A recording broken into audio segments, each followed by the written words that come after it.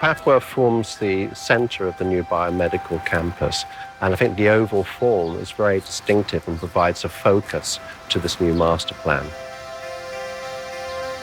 When we first presented the oval form to the Trust, there was great excitement. Stephen Chewy said that Papworth is the guiding light to the NHS, and he felt that the oval provided an opportunity to create a reflective form that can shine and not only reflect the landscape, the pond, but also the local buildings and local area within the reflective oval. Looking at the composition of the building, what we did is split it in sort of two main components. You have the orthogonal stone base, and then interlocking with this strong base is the oval form that is very, very distinctive and becomes a very strong character of the new Royal Papworth Hospital.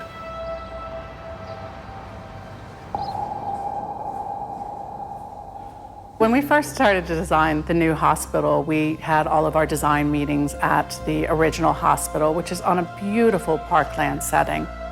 We wanted to incorporate the duck pond, which is so integral to the setting of the original Papworth. So we actually brought the pond to the new Papworth, and it's in the landscaping. Most hospitals in the UK are departmentally designed. You get a card or a letter through the mail, you're told where to go. You are told what lift to take, what department to go to. Papworth is completely different. We used ease of wayfinding. There's only really two decision points that you need to make when you enter this hospital. You either go right into the outpatient area or you go up the lift to the inpatient area. It's a very, very easy wayfinding. The principle of the design of the building was really based around the patient experience. That's at the centre of this whole facility. We wanted to make their journey into the hospital and around the hospital as easy for them as possible. You know, there's an overwhelming body of evidence around the environment that patients are in has a real impact on their recovery and how quickly that happens. So to really take that into consideration, we separated the flows.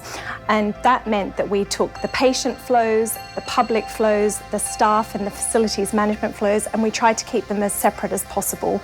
It takes the clinical hustle and bustle away from the patient environment. It makes it calm and hopefully comforting.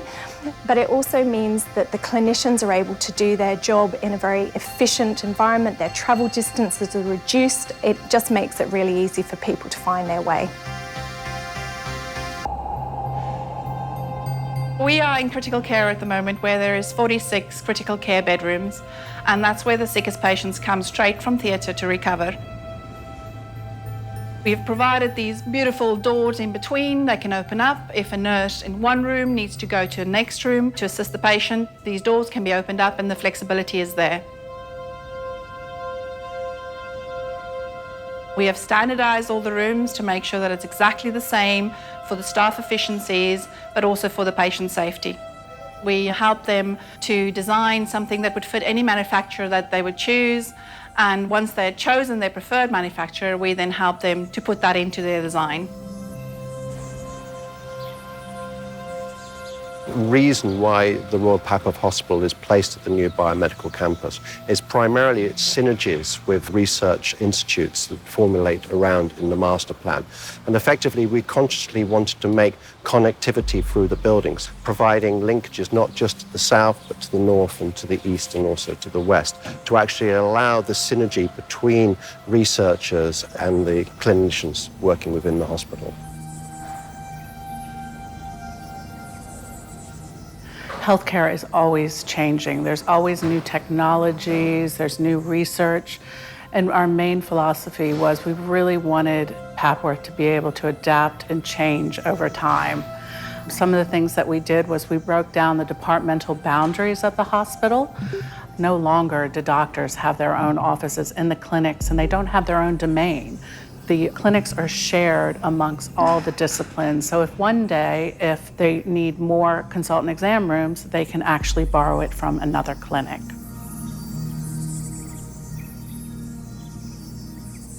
Technology in healthcare moves at a very rapid rate. The large equipment, so the specialist imaging equipment, rooms like hybrid theatres, very complex, that technology changes, and so it's really important that our building is able to respond to those changes over the life of the building. We designed standardised spaces. So for example, the template for the theatres and the cath lab is exactly the same so that they're interchangeable. So that if in the future the trust decide that 5 theatres is not enough, they can convert cath labs into theatres and vice versa. Part of the strategy for future expansion was placing soft space adjacent clinical departments to enable easy reconfiguration of those spaces. One of the concepts is that the soft space is much cheaper and therefore easier to change in the future.